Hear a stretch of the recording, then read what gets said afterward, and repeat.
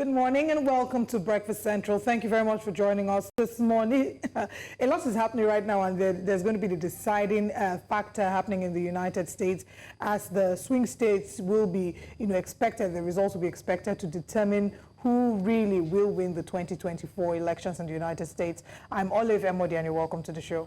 And I am Osaogi Ogbawa. Thanks to Joe Hansen and Judith Atibi for standing in most of the night, covering the U.S. elections and bringing us latest updates as to what's going on over there. As it seems, as it currently stands, it seems like Donald Trump will once again be re-elected as President of the United States. But of course, there's maybe just a tiny little bit of a chance that Kamala might flip it. That's not being realistic, but, let's see how things turn out. We have a lot to share with you today, of course, conversations concerning the Nigerian judiciary and its actions in the last couple of years and the last couple of weeks as well. But let's quickly, share with you what our top stories are, and then, of course, we'll bring you breakfast headlines. Yeah, let's share what our top stories are.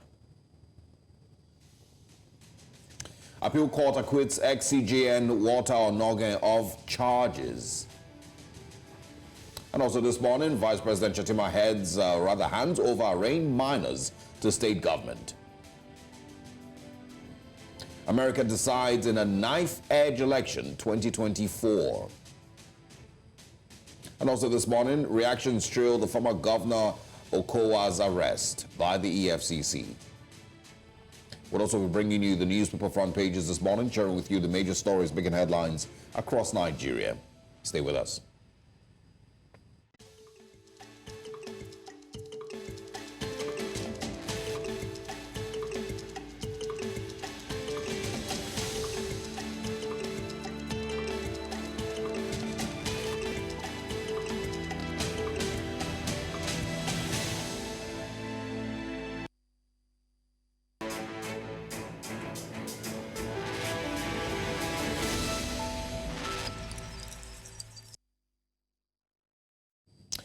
And now let's bring you breakfast headlines. We begin the news in West Africa, Nigeria, where once again, Nigeria has been plunged into darkness following a collapse of the national power grid on Tuesday afternoon, leaving millions without electricity and impacting businesses and essential services nationwide. This latest collapse marks yet another in a series of grid failures in November 2024. Highlighting ongoing challenges within Nigeria's energy infrastructure.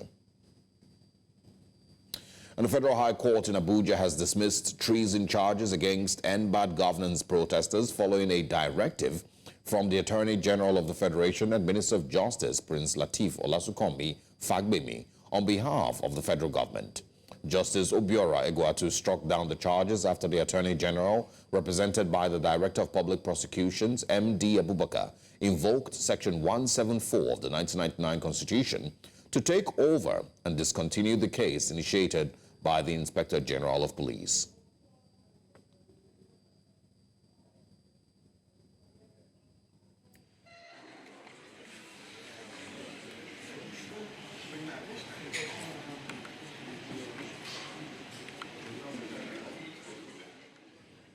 And still on the same story, a group of 114 End Bad Governance protesters, including 30 minors, arrived at the State House Auditorium in Abuja yesterday following an order for their release by President Bola Tinubu. The protesters were brought in to the premises around 2 p.m. and were officially received by Vice President Kashim Shettima, who represented President Tinubu in handing them over to their respective state governors. Let's also tell you that the recent detention and arraignment of over 60 young protesters against bad governance has continued to spark reactions across the country. One rights activist based in Kaduna State, northwest Nigeria, has condemned the action by the government, calling for an urgent need to address the issues that led to the protests. Comrade Movement of Nigeria urged the government and relevant stakeholders to focus on addressing the major issues and the problems that caused this protest, rather than emphasizing more on arresting and unlawfully detention or detaining these protestants, which include the minors. The attention of all the stakeholders, the northern governors, the members of the National Assembly, the Attorney General of the Federation, and other non-governmental organizations to look into this issue of the national importance and address it with immediate effect. And the 7th Nigeria Diaspora Investment Summit is underway in Abuja. The summit will establish a platform where diaspora investors can interact with potential sponsors, partners, and business owners looking for investors, collaborators, and government officials. They will have direct roundtable deals for mutual benefits. This summit aims to bring together diaspora investors and people seeking investment opportunities in Nigeria. Also in the news, Ivory Coast is set to become a key player in the African audiovisual industry. The Minister of Communications, Amadi Coulibaly, says the country is tapping into the growing enthusiasm for African storytelling. Ivory Coast wants to be the go-to destination for audiovisual content on the continent. This move will position the country as a major competitor to Nigeria and South Africa, which currently lead the industry. La Côte d'Ivoire a vraiment cette ambition d'être le carrefour de l'audiovisuel sur le continent. Et il existe de plus en plus une appétence pour, je dirais, le narratif africain. Ça a commencé timidement avec le Roi Lion, mais après nous avons vu Wakanda, et puis tout récemment on a eu Woman King. Notre ambition est claire, elle est nette, il n'y a aucune ambiguïté dessus. C'est vraiment occuper une place importante dans l'industrie audiovisuelle et cinématographique qui, pour le moment, reste dominée par le Nigeria et l'Afrique du Sud. Le secteur de l'audiovisuel, créateur de richesses, peut apporter une part contributive importante au PIB d'un pays. Nous estimons donc que la Côte d'Ivoire... And that's all on Breakfast Headlines. Let's now head back to Breakfast Central and get into our top stories. I am Osaogie Ogbonwa.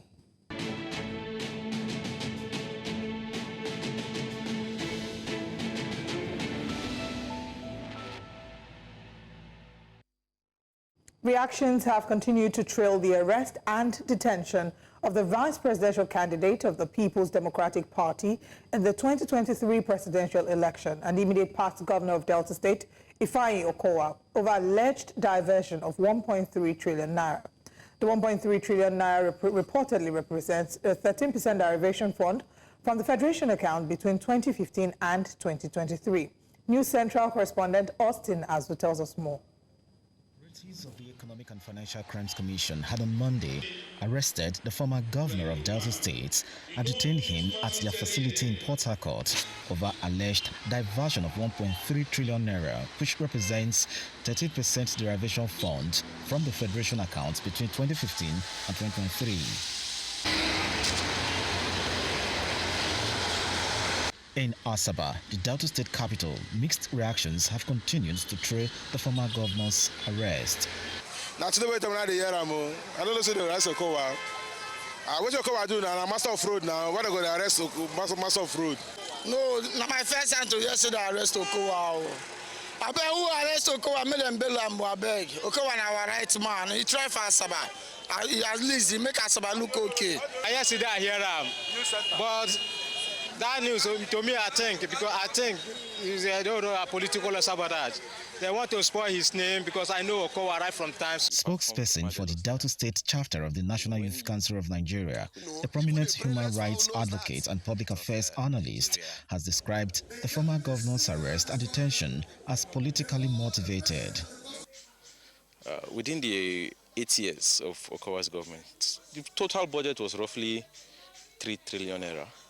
You can't tell me he diverted 40-something% or misappropriated 40-something% of every money that came of the full budget. It's absurd. Of course, this is a politically motivated investigation. We all know, even a brainless fowl knows that. But the good news is they say a cinema run it where no man pursue it. He says that Okowa did not run. He didn't run like the Ayabello that has been taking shade with his, the present governor of Kogi State. But by and large, I will not subscribe to any act of wasting the people's fund. So it is left for EFCC to do a due diligence And if he is found guilty, they cannot think of how to do prosecution. According to Labour Party's National Vice Chairman for the Southside Zone, Tony Ezeagu, the EFCC's invitation to the former governor is a standard procedure for the anti-graft agency unless proven guilty by a competent court. But whatever it is, we will want to wait, because I am sure that you know that Labour Party is not part of those who, discuss or talk anyhow. We want to talk and be sure of what we are saying. We want to be positive. So at the end of the day, we leave all the things in the hands of EFCC, who have opened it to do the needful. After the 2023 general elections in Nigeria, former Governor Ifeanyi Okowa has made history as the first immediate past governor from the South-South region to be probed by the EFCC over allegations of misappropriating public funds while in office. In Asaba for News Central, I'm Austin Azu. Well, quite an interesting story there by Austin Azu. The people of Delta State have expressed their feelings. And if you go on social media, you will see a number of people have expressed their thoughts as well regarding this. My concern is that with the EFCC, what we typically see is a social media trial. It's almost like lately they've been in the news for not being able to, for example, wrap up or make progress with the Yahaya Bello case. So it feels like they might need something to give them a win. So this is like a public news. Everybody's excited. You can see them on social media saying, yes, arrest him. Everybody's expressing their sentiment. But what will be very sad is to find out that they don't have enough evidence to do their due diligence and bring the case to a logical conclusion, as we're seeing with Yahaya Bello. I think that a better approach would be do your due diligence and ensure that you are arresting someone, you're charging them to court within the next 24 to 48 hours, and make it a situation whereby once you're arrested by the EFCC, you already know you're done for because they have evidence against you. Not this whole media trial. It's been, 48 hours now, and we don't know what the next steps are. So I think that's the major concern that I have regarding this case.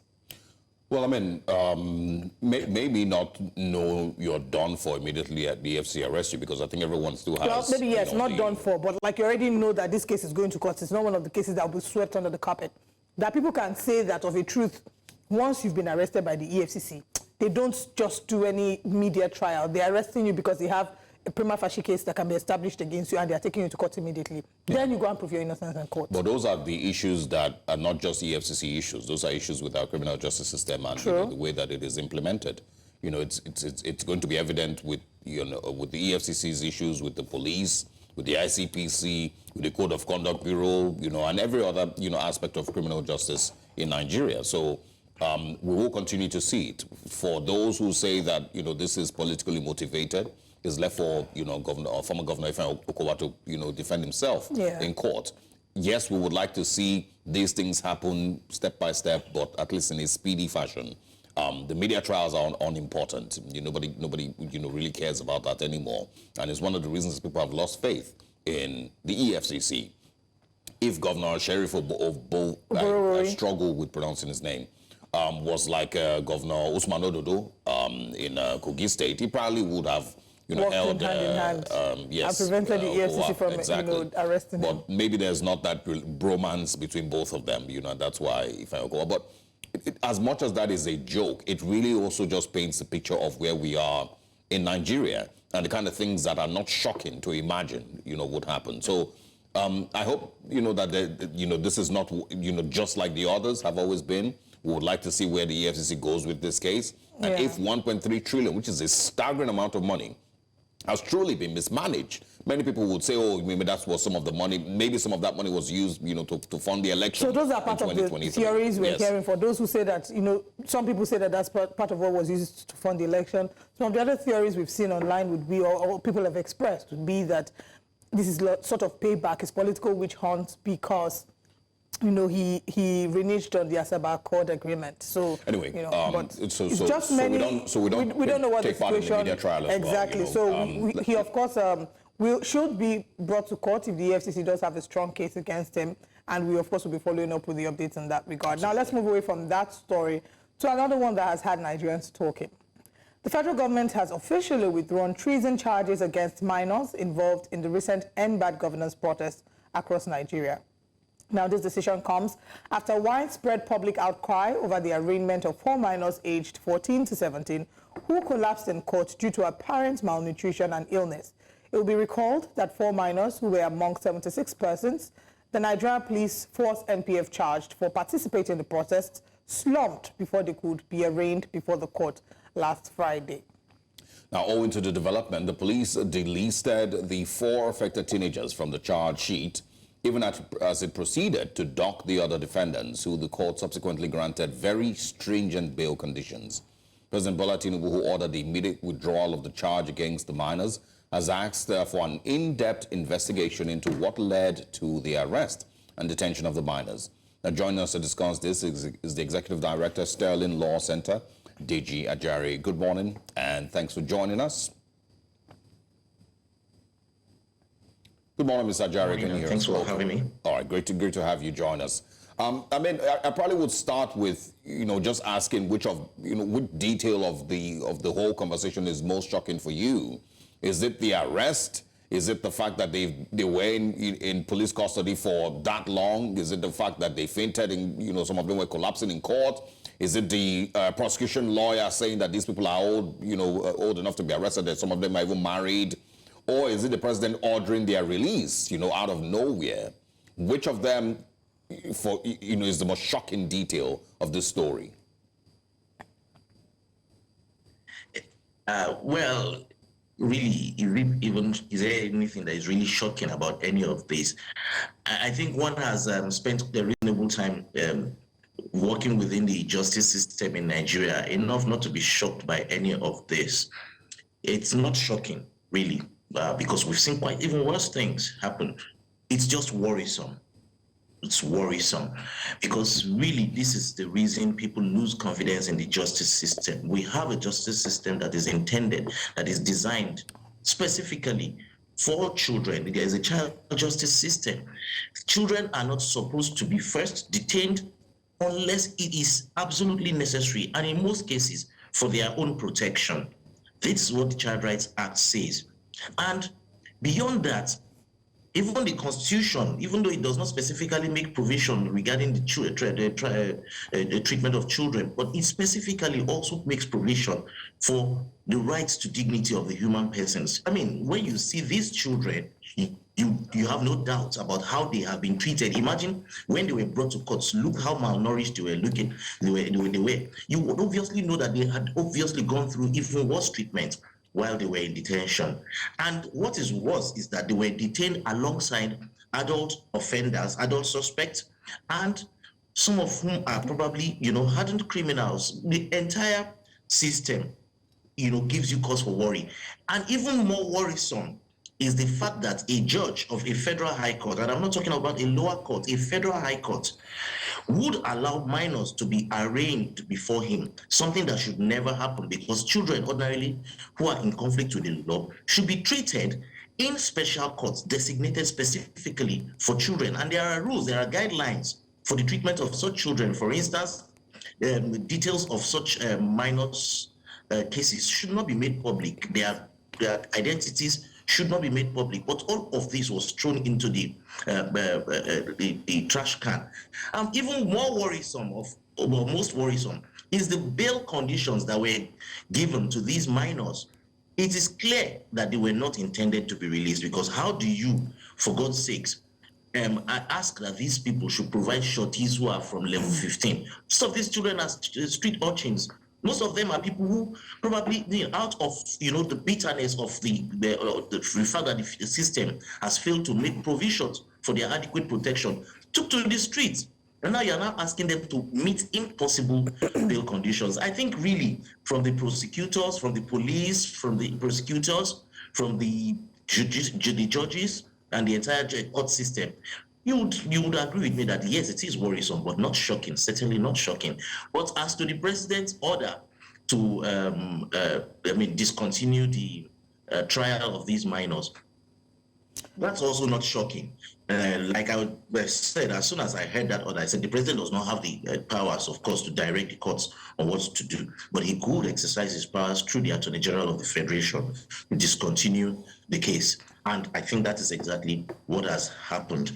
What I now also find a little concerning is the statement of the vice president at the reception of these minors that the decision to release the minors was on compassionate grounds. I think the vice president was misled into thinking that it was merely out of compassion. It is the lawful thing to do. It is the thing they ought to do in line with the law. Failure to do so would have been an illegality. And I doubt if this government would want to go down as one that supports the illegality that mistreats and maltreats children. I doubt if they want to be in that corner. And you really mentioned a number of things, talking about the fact that this is not a favor. It is the law that should be followed. Minors should not be tried in a federal high court. Now, if we're to investigate, like the president has given the order that this be investigated, who and who will, hold these people to account? Because right now, and who are the people that are culpable in this? So I'm assuming that the law enforcement agents will be investigated. Who is to hold them into account? Who is to carry out the investigation of these law enforcement agents? Is it fair for the police or, the police to investigate itself? Also, looking at the judge who gave this order, who will be the one to hold, or what body will hold him to account? Thank you very much. I think there are processes already in place, mechanisms rather in place within the police force for the discipline of erring officers. And if the agencies would do their job, then the Police Service Commission should by now actually already have a report, or at least be expecting a report for those who arrested these minors and put them in detention facilities that are not appropriate. That's one. Two, for the prosecutors who went ahead to arraign these minors, because these are people who have been trained over and over again on the handling of minors who are in conflict with the law. So the Police Service Commission should be dealing with these two actors first. As regards the judge, and I think really that is something that is very important, because if, assuming prosecutors even brought the children, a judge who is well trained, who understands what the law is, would have immediately asked that those children should be taken to the appropriate place. But this judge did not only stand and allow these children to be arraigned and they took their plea, he also went ahead to grant bail conditions that are impossible. So I think the Judicial Service Commission should look into this. And until we start supporting every effort to make people accountable, including judicial officers, the truth of the matter is that we will continue to have anyhowness in our justice system.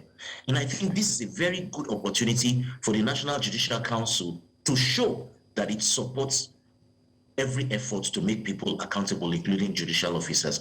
And if the National Judicial Council can take steps and impose some sanctions on the judge, you will find out that in future other judicial officers are likely to be more cautious when they are faced with similar situations. All right. So there is the Nigerian police, the police force has guidelines on how to handle this, and the National Judicial Council should also look into this, the case of this judge.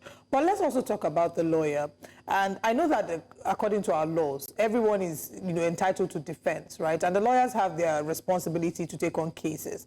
But the question is, where do we draw the line between certain cases that are flagrantly wrong morally and based on the law, and and how do we find that divide between lawyers knowing that this is outrightly wrong and I can't stand for this, and being able to follow the law? But I want us to take a look at this video. This is a video of the Prosecution Counsel when they were being asked what they thought regarding these minors who were charged to court. All of them are adults. Most of them are married men. None of them is a minor.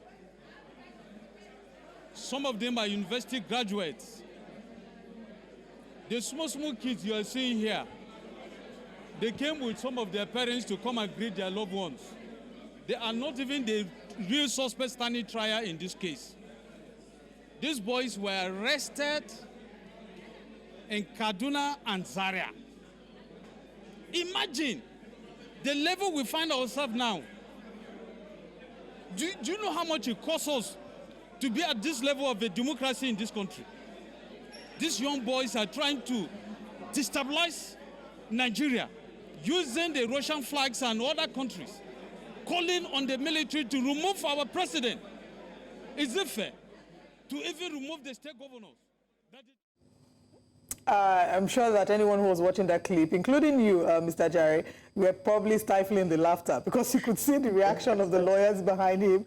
He sounded really ridiculous. So I think I come back to the question I was asking earlier. How do we find the divide? How do lawyers find the divide between knowing that this is flagrantly wrong, it's illegal, it's immoral, it's an abuse of court process, and, you know, understanding that as a lawyer, everybody is deserving of representation, even the government, or even law enforcement in this case? Yeah, I think, well, of course, the man is a civil servant. Apparently, he's a police prosecutor. I'm not surprised at his speech. I'm not surprised at what he's saying. It is clearly either a case of knowledge gap or outrightly just being ridiculous. The truth of the matter is that whatever he is saying there is clearly untrue. And like you have said, there is nobody that is watching this video vis-a-vis the videos of the minors in courts that will really take whatever he's saying seriously. So really, for me, that's totally what I expect. Like I have said, is this: whoever this lawyer is can take instructions. Of course, if there are allegations that these children have come in conflict with the law, have done certain things that are inappropriate, have done certain things that, if done by adults, would amount to crimes, there are ways to treat them. There are specific places to take them to. There are specific guidelines for how they will be handled. So if I, as a lawyer, for instance, I am approached by my superiors or by the IG of police or whoever is in charge to take care to handle these children, I would advise appropriately. I would say, this is the appropriate court to take them to, this is the appropriate place to take them to, and this is how they should be handled. It is not as if the law does not make provision for how they should be handled, or the law specifically states that children can never be treated when they come in conflict with the law. No, it simply says they cannot be tried, at least not in regular courts. Certain words that are used when trials of adults are going on are not used when children are being tried. So, like I have said, if it is knowledge gap, or if it is just that he's just being funny, I think the Police Service Commission ought appropriately to take steps to, impose sanctions on such prosecutors. And like I have said, the essence is not just to punish, it is to ensure that in future, this person and other people in his shoes will act differently. They will do the appropriate thing. But clearly, whatever the prosecutor is saying in this video is nothing short of ridiculousness. It is nothing short of being comical, and I think nobody should take it seriously. Yeah, I mean, so a few people, like the lawyers behind, the prosecutor, they probably found that funny. It was hilarious to them, but, many people would argue that they are, as much as a disgrace as every other person who was a part of the story. And, it should be worrisome that we're seeing very glaringly people allegedly or seemingly jeopardizing the institutions, the judicial system in Nigeria for maybe political, maybe personal gain. It's not the first time. The fact that those lawyers standing behind actually found whatever was going on funny, and they were laughing. Yeah, and I'm pointing out the scary aspect of it, that it might be funny to them, but it is frightening. And that for me is the big challenge here, because later on we're going to be talking about, former CJ and Walter Onnoghen and what that really meant. We're going to also, maybe bring in the breaking down of judges' doors in 2015. There's many instances where we've seen the judiciary, just completely fall on its face. And so, where do you think that this leads us? And, is this just yet another glaring sign that the institution of the justice system in Nigeria has been completely beaten down? Thank you very much. You see, what we have just witnessed with the trial of these minors is symptomatic. It is evidence of the rot in our justice system. It is what we get to what we have institutionalized now as part of our justice system. First, people no longer have respect for the rules, for the guidelines. First. Secondly, even when serious issues are being dealt with, it appears to the actors within the justice system like it is nothing but just play. So you have, for instance, cases that have been going on and people have been, in quotes, granted bail for a year. They cannot meet it, not because they do not have, shorties that can, for instance, stand for them, but because the court has imposed clearly unmeetable conditions. One will not wonder what then is the essence of our provisions relating to bail. You have a situation where people are arraigned and cases are not, charges are filed and they are not assigned for 2-3 weeks. And these are criminal matters. And under the Administration of Criminal Justice Act, criminal matters are supposed to be treated expeditiously. So now, when you now have a situation where people do not have confidence in that system, because from every point of the road, you are either being milked, you have to bribe somebody to get things done, or you have to eventually have to lobby somebody to get them to do their jobs, or people outrightly just refuse to do their jobs either because they don't like your name, or they don't like your face, or they just already consider that you are guilty of the offense charge, contrary to what the Constitution says. Then you have a problem that we all must be worried about. And at the end of the day, the buck falls on the same actors that I had mentioned earlier. The Police Service Commission must be very concerned about disciplining its officers. Secondly, because the police are the first point of call within the justice system. They are the first people to interact with persons either who have suffered losses or persons who are alleged to have committed offenses. And whichever way they treat these people will likely influence how the case will go on eventually. So it's important that the Police Service Commission must stand up to its function. At the same time, the Judicial Service Commission must start taking a discipline of erring judges very seriously. Otherwise, we will have a situation where people will no longer approach the justice system, but will resort to self-help, simplicity. The justice system itself must understand, the independence, that it should have. In the face of, both, in any government that is in office in Nigeria, the justice system must understand that. And, it starts rather with, whoever is CJN, whoever is, the Chief Justice, whoever, is in those positions, understanding, the sanctity of that independence. And if they don't, then we're in trouble. Deja Jerry, thanks very much for joining us this morning. We look forward to speaking with you again. Thank you very much for having me. All right. Now, still talking about the justice system, Nigeria's appeal court has made a landmark decision overturning the conviction of former Chief Justice Walter Onnoghen on false asset declaration charges. This ruling effectively reverses the 2019 verdict by the Code of Conduct Tribunal, bringing closure to a highly publicized and contentious trial. Onnoghen's acquittal comes as a result of a settlement agreement between the federal government and Onnoghen, which the court adopted as its judgment. As a consequence, Onnoghen's frozen bank accounts will be unfrozen, and the 10-year ban from holding public office has been lifted. Recall that the 2019 trial sparked intense controversy, with many believing it was politically motivated. It led to Onnoghen's suspension and eventual resignation as Chief Justice of Nigeria.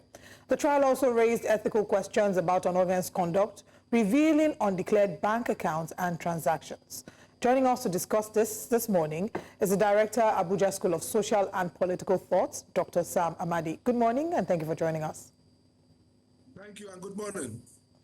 All right, good morning. Since 2019 up until 2024, now he's been acquitted, and we remember exactly how much contention this case brought, with some arguing that it was politically motivated, some arguing that this was the beginning of the death of the judiciary because of how they said, quote unquote, that the judiciary conspired against its own. But let's get a sense of your thoughts about what, the time that this occurred. What were you thinking about it? Well, I think during that period, I actually wrote to say that it was a dark time for the judiciary. First, it was politically contrived. I mean, there were some reports of DSS undercover work that perhaps saw some kind of connection between the then CJN and assumed allies of Atiku Abubakar, it was a preemptive strike to take him out because the election would definitely go into some kind of, as usual, going to litigation. And so those who considered that job, some of the top-notch members of the team, did it deliberately to,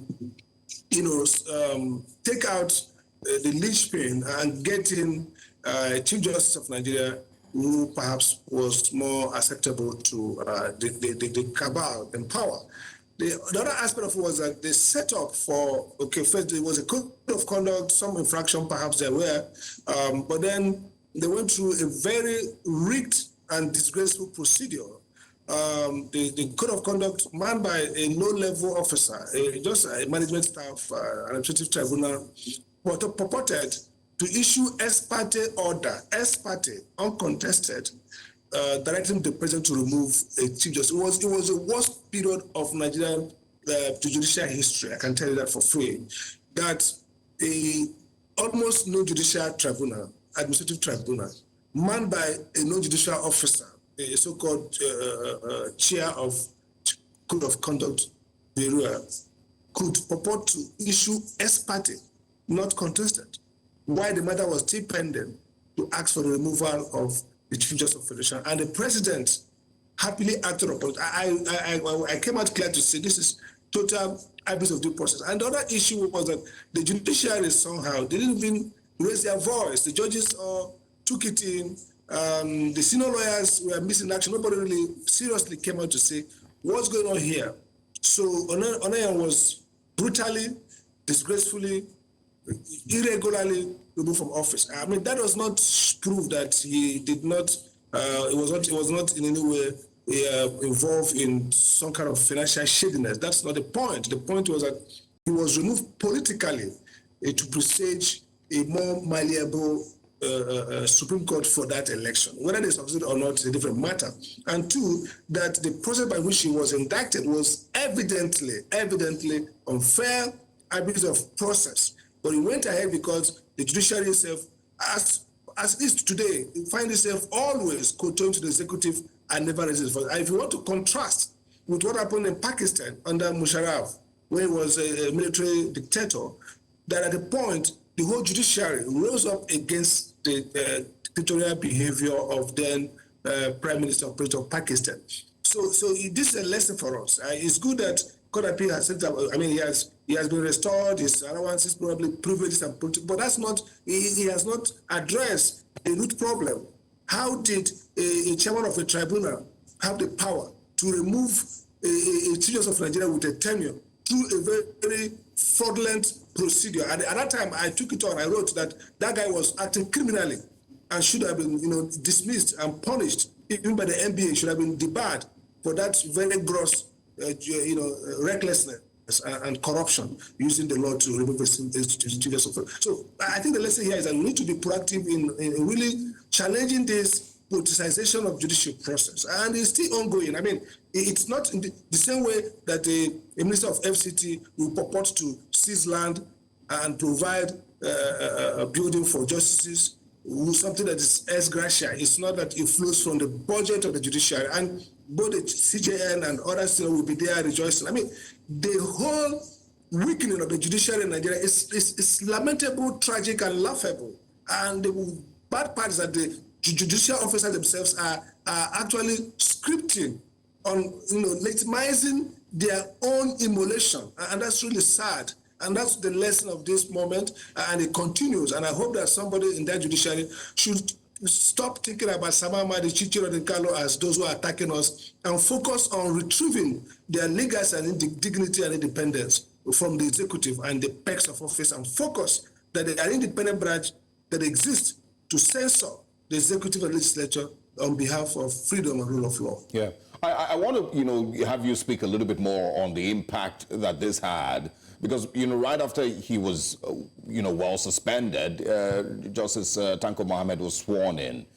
He had a pretty quiet, arguably quiet, run as CJN, and eventually stepped out, in 2022. But, I want to talk about the impact, that this had on the sanctity and the independence of the judiciary, and what, the level of damage that this has caused to Nigeria's judicial system.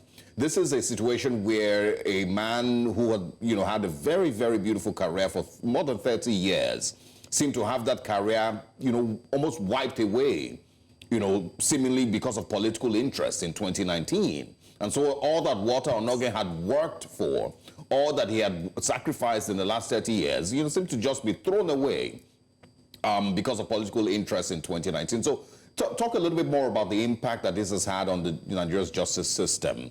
But we'll take a very short break. When we come back, we'll have you respond to that because I think it's very, very impactful here. Stay with us. Welcome back to Breakfast Central. We're still having, a conversation this morning with Sam Amadi and, of course, discussing the impact of the CJN, former CJN Walter Onnoghen's removal in 2019. And, of course, his case now being settled in 2024. Dr. Amadi, please go ahead. I'm sure you got the question that I asked, about what impact this had on Nigeria's justice system and, how damaging this was. Well, I think the precursor to that terrible outing was first the search or the attempted arrest of Supreme Court justices by DSS, who went and searched their houses looking for alleged stack of money. So that's really disgraced the Supreme Court. When we saw the issue, when they went and searched and tried to, at night, arrest some of them for alleged on a sting operation. Yeah, in 2015, I believe. That was part of that process of disgracing the Supreme Court. I think the impact was heavy. First, the news CJN had a brief, uneventful, maybe not respectable tenure with all the issues around technicality and not technicality. We start seeing a kind of going down, diving in terms of quality. And then he was briefly left, and then we got another Supreme Court justice. In terms of the credibility of the court, it was dented. In terms of its impactability and somewhat political invisibility, meaning that everybody thought, look, the Supreme Court is sacred. If they make a decision, you just live with it, and you can't bump them off their seat except their tenure expires or by unfortunate they die on the job. But that myth, if you like, myth of the Supreme Court was removed. So the mythology around judges being gods, sitting there in their glory, wisdom, political neutrality, was also damaged. And we now begin to see that politicians can actually construct their own court as they like. And maybe we saw the kind of decisions that were coming down at the Supreme Court, Imo State, the Senate President Ababio's case, and several other cases, Lawan case, that many analysts begin to think perhaps some of these cases are now either directly politically procured or somewhat in deference to political authority. So the moment you begin to make the Supreme Court live in fear of political repercussion, then you are removing that independence and courage. So they are going to be basically thinking about political outcome more often or more than they think about the justice outcome. So because they now know that, look, even though our position is culturally entrenched, nothing stops the authorities from engineering a DSS operation and then using it to go to a quack court, a code of conduct, or whatever kind of court, and set it up for us. And once you say corruption, we saw, even if the evidence is sexed up, trumped up charge, the moment you say is charged for corruption, the public psyche is to believe, because we know that judges are corrupt, or at least the perception of judges as corrupt is real. The report by the UNODC and our own Bureau of Statistics talking about the judiciary having the highest per capita corruption is also real. Right. So with these narratives, easy to kind of stigmatize and attack judges. And then, so this builds into the loss of confidence, independence, and political neutrality that we might be seeing in the judiciary now. All right. Now, you've shared with us the impact that this has on the judiciary, and maybe much later, if we have time, I'll come and ask you if we will be able to recover, if the judiciary can recover from this impact and, what steps need to be taken. But in the past few years, there's been, there's separation of powers for a reason, so that each arm of government can checkmate the other. But we've seen a lot of frolicking between the judiciary and the executive, and the conversations about independence of judiciary now looks like lip service. So we will talk about what the judiciary needs to do if it must recover from the rut it's found itself in. But let's talk about the personal impact of what all of this has had on, on Walter Onnoghen's career, and since 2019, his reputation has been smeared. He was at the pinnacle of his career when he was suspended. His bank accounts were frozen. Now these bank accounts have been unfrozen and asked to be returned to him. But is that enough for the damage that it has caused, not just his person, his reputation, but also his career? Because when you become the chief judge of the nation, where else can you go after that? I think it's not enough. And I think probably there should be a letter, an acknowledgement of political misdeed by the president to say, we recognize a dark period in our history when we think that a politically contrived allegation was levied against a sitting Chief Justice of Nigeria and was removed. And we apologize. So that apology should be, and it should be circulated widely, because look, this is an internet age. So if you Google Onnoghen, you might see that what pops up is the fact that he was disgraced. Actually, disgraced, that's the right word. Disgraced out of office. So the restoration of his bank account, it doesn't make any sense. In fact, we understood that afterwards his severance was paid. So it's not a financial issue. I think he got typical of Nigeria. Once they achieved the political hatchet men, who were the APC hatchet men, once they achieved their destiny, they didn't bother about. The idea was to remove him, and the only way to remove him was to disgrace him and get him out. They haven't got him out. I think we heard that they paid off the severance as normal. So it's not about the money now. It's not about the account. I mean, how much should the judge of the Supreme Court have his account? So a billionaire. The issue here is about integrity and reputation. And the psychological trauma, you can imagine the man actually was disgraced, let's put that way, starkly. I mean, when you're a Chief Justice and they took you on a corruption charge, and when you are there, they use a ex-parte and remove you like they remove unconfirmed staff. Even with staff under probation in a parastatal has more dignity and more tenure than they gave him. Just remove you, no contestation, announce the villa and you're off. A disgrace. So they should first start with a letter, restoring, apologizing, acknowledging that this was wrongful in every way, that he was not found guilty of any corruption, and that letter should become the instrument that we can now circulate to try to see if we can restore him. It's not going to go as wide as the bad news travels fast, and so he's going to live with relics of this disgrace. But somehow enough should be done to get it in a proper way, and I think there should be a principal apology. But will that apology even come? He did it for a Pope. Yeah. Will that apology even come? Well, I don't think it will come, but I think that's he should write to them. If I was him, I would write to the president attaching this and said, I demand an apology for the people. Well, it was actually a presidential deed. It was done by the President Buhari through his keys, and so he should be able to undo it through the same prejudice. That's my view. Yeah, and quickly, in a minute, if you can, we need to wrap up. The current CJN, Kekere Ekun, what is the task ahead of her? With some hope of cleaning up the mess that is currently the Nigerian judicial system.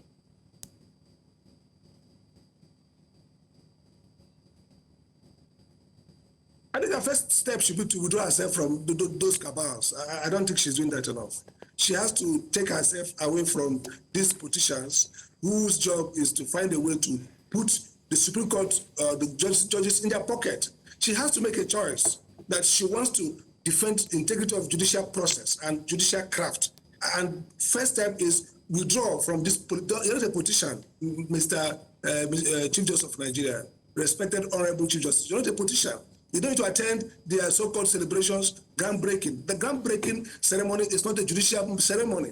The Chief Justice's job as a head of the judiciary in administrative sense is not to go with government officials anywhere. Yeah. Her job is not just leading the Supreme Court team, it's also to lead in administration of justice. So I think, given our history, The Speaker, the new CJN should pledge not to be involved with politicians in any way. During the annual bar week or issues around commencement of the year, it should only judges and lawyers. Keep politicians away. They are destroying this profession. Don't go with them anywhere. Let them keep their house and cars. Let the judiciary budget for judges what should make judges comfortable to do the work. Judges are not billionaires. Judges ought to just be professionals who are dedicated to justice and who live well, just like any other professional lives well. That should be her mantra. But so far, not so good. All right. Dr. Sam Amadi, you know, I mean, there's too many little details, you know, surrounding this conversation where I think we'll probably just squeeze in a few more minutes. Let's take a very short break. And when we come back, we will get back to you and wrap up the conversation. Stay with us.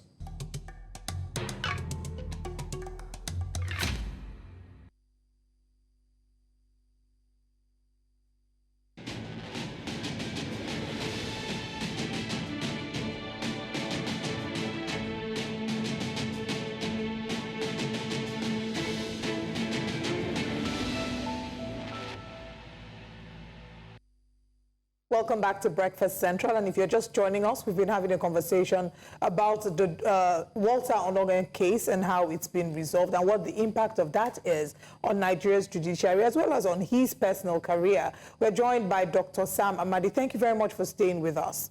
Now, before we went on that break, the conversation was more in line with what steps the judiciary will need to take to be able to cleanse itself of the rot, particularly looking at Justice Kekere Ekun, who has been criticized for being at the groundbreaking ceremony that happened in Abuja. So talk to us about what she will need to do and the work, that lies ahead for her.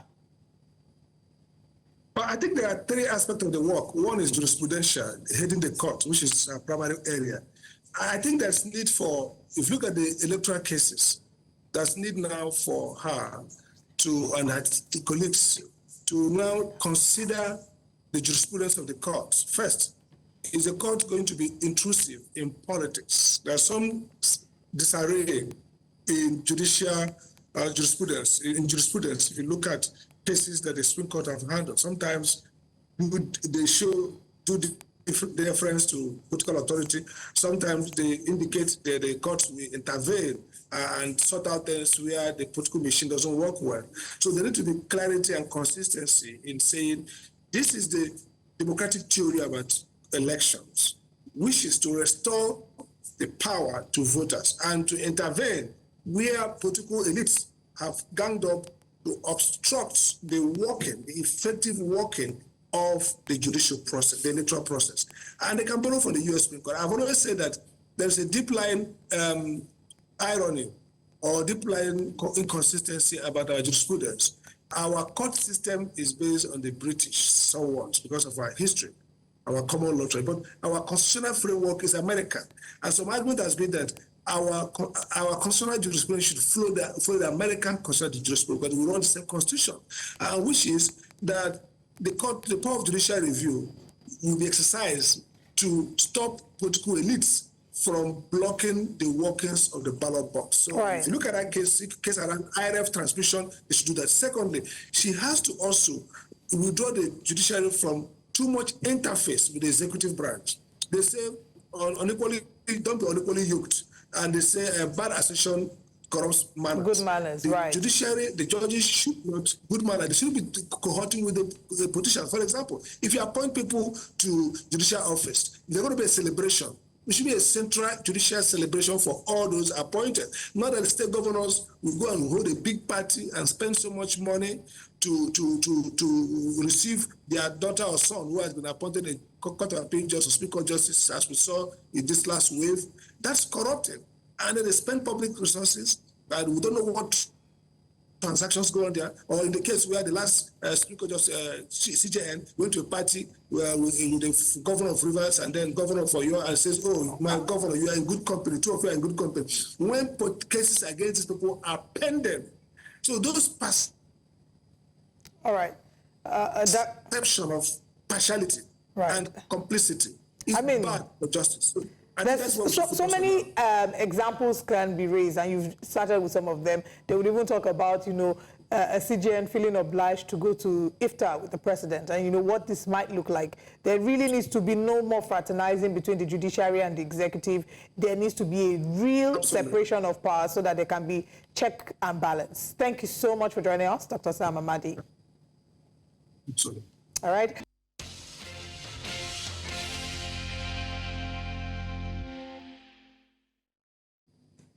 And now let's get into the newspapers this morning, share with you the major stories making headlines across Nigeria this Wednesday morning. We're joined this morning by Okowa, a public affairs analyst, to analyze these very, very big stories. Yeah, good morning. Good morning. Thanks for joining us. Good morning, Oli. Good to have you join us. Good morning. All right, let's get on. I think we should have the Punch newspapers on your screens in just a few seconds. Yes. It says there, nationwide blackout as greed suffers 10th collapse in 2024. 3 more to go. Ooh. Generation drops to 0 megawatts, 22 gencos affected nationwide. Partial power in the southwest. I didn't have electricity the whole of last night, I think for maybe even longer. So the partial power has affected me as well. Eyes on swing states as Harris and Trump battle for U.S. presidency. As at now, Donald Trump may have won Pennsylvania, and so it might, be, over for the Democrats. Deregulation not licensed to blend low-quality products, says Dangote. Also this morning on the Punch, over 300 billion naira lost in protests. Shetima tells released hungry miners. And also, stakeholders hail reversal of 18 years policy on varsity admissions, I beg your pardon. And sex tapes, Equatorial Guinea installs CCTV in offices, suspends officials. Lagos driver flees after setting last mile officer on fire. Those are the big stories on the Punch this morning. All right, now let's get through the Punch newspaper. Let's start off with a nationwide blackout as greed suffers 10th collapse in 2024. This again brings back the conversation about the Minister of Power. And yesterday, National Grid was trending, even the Minister of Power. And there are people who have been calling for his resignation or his suspension. And why the president did not fire him when he was firing the ministers, because he's done a really poor job. Well, it's a function of what is the assignment given by Mr. President to the minister. Certainly, the assignment is not for the National Grid to collapse 10 times, at the very least. Yeah, well, I think one of the focal points is revenue generation. And the man is doing wonderfully well in that area by making sure that Band A people, who we started with about 300 feeders, has suddenly increased to over 3,000. So practically everybody is being moved from their other bands to Band A on daily basis when you cannot even provide the number of hours stipulated, which is 20 to 24 hours. Yep. And once you are moving there, it's difficult for you to come down the drain. You see, this issue of grid collapse is part of what we keep saying, and because it's an area where it's major. You see, we are talking about grid collapse. Do you know what we experienced in the north created room for a lot of vandalism of some of the things that are actually happening?